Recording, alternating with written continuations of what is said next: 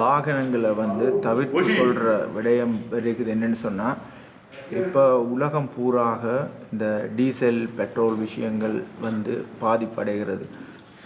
பூமியிலேயும் பாதிப்படைகிறன்றபடியாக ஜெர்மனியில் பெட்ரோல் டீசலில் ஓடுகிற வாகனங்கள் எல்லாமே குறைக்கப்பட்டு அது எலக்ட்ரிக்கில் தயாரிக்கப்படுது. எலக்ட்ரிக் மோட்டராக வருகுது. பட் அதில் கரண்டும் எப்படி எடுக்கிறேன்னு சொன்னால், காற்றிலையும் சாணாக கேஸ்லேயும் மற்றது இந்த கழிவு சாப்பாடுகளிலையும் தான் இந்த கேஸ் எடுக்கப்படுகிறது. எல்லாம் ஒரு இயற்கை விஷயமாக இந்த கரண்டை எடுத்து இந்த வாகனங்கள் ஓடுவதாக இப்போ வருகுது. அந்த வகையில் மக்கள் அதிகமாக வாகனங்களை குறைச்சி கொண்டு சைக்கிள் ஓடுறதுக்காக அந்த சைக்கிளும் இப்போ உதாரணத்துக்கு கிலோமீட்டரை ஆக்கள் சைக்கிள் ஓட முடியாது, அது சரியான கஷ்டம்.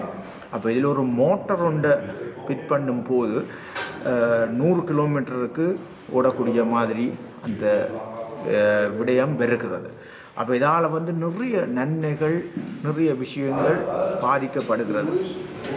அந்த வகையில் அந்த விடயங்களை நான் அறிஞ்சு கொண்டிருக்கிறேன்.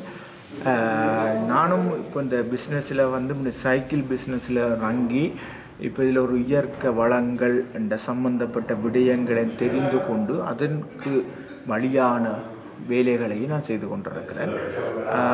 இந்த வகையில் எங்களோட கீழ்நாட்டை பொறுத்தளவில் எங்களோட மக்கள் வீட்டில் சைக்கிளை ஓடியவர்கள், மோட்டார் சைக்கிள் ஓடி, கார் ஓடி அவர்கள் கொண்டிருக்கிறார்கள். எங்களோட நாடில் ஒரு வருமானத்துக்கு குறைந்த வருமானத்தில் வாழ்கிறவருக்கு அதிகமான வாகனங்கள் எங்களுடைய நாட்டிலே நிற்கிது என்று சொன்னால், அதுக்கு காரணம் மேல்நாட்டில் இருக்கின்ற வாகனங்கள் ஃபேக்ட்ரிகள் எல்லாம் கீழ்நாட்டுக்கு வரப்பட்டிருக்குது.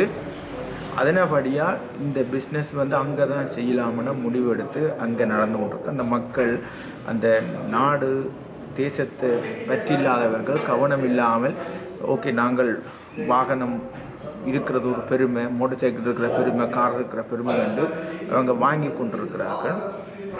ஆனால் இங்கே இந்த நாடில் மக்கள் நாட்டோட பெற்றுள்ளவர்கள் அவர்கள் இந்த நாடுடைய நிலங்களை பார்த்து தான் அவர்கள் செய்து கொண்டிருக்கிறார்கள். என்னட்ட பெரிய கார் இருக்கணுமென்ற அவசியம் இல்லை. நான் நல்லா இருக்கிறேன், எனக்கு தேவையானதை மட்டும் நான் செய்கிறேன், எனக்கு ஆரோக்கியமான விஷயத்தை மட்டும் செய்கிறார்கள் என்ற கவனம் இப்போது அதிகமாக இருக்கிறபடியால் நீங்களும் கவனத்தை செலுத்த வேண்டும் என்று தான் நான் சொல்ல வரேன்.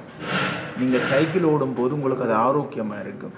மற்றவங்க கார் வச்சுக்கிறான்ட்டு நாங்கள் கார் வச்சுக்கக்கூடாது. வாகனங்களை குறைத்து இயற்கை வளத்தை காப்பாற்றுங்கள் என்றது தான் இதில் நான் சொல்ல வர விஷயம். அதை நீங்கள் இன்னும் ஒரு குறிப்பிட்ட காலத்துக்கு பிறகு உங்களுக்கு தெரியும். இந்த டீசலால் பூமியில் ஓட்ட போட்டு தண்ணியெல்லாம் கலந்ததிலிருந்து நிறைய பிரச்சனை நீங்கள் கேட்கத்தான் போறீர்கள். இதெல்லாம் நான் ஏற்கனவே 10 வருஷத்துக்கு முன்னாலே இந்த விஷயங்கள் எல்லாத்தையும் நான் ஆராய்ஞ்சிட்டேன். நாங்கள் சொல்லி உங்களுக்கு தெரிஞ்சு அதை கேட்க மாட்டீங்க. அதனுடைய காலம் உங்களுக்கு சொல்லும். இந்த பதிவு என்னுடைய ஒரு மன ரீதிக்காக நான் செய்கிறேன்.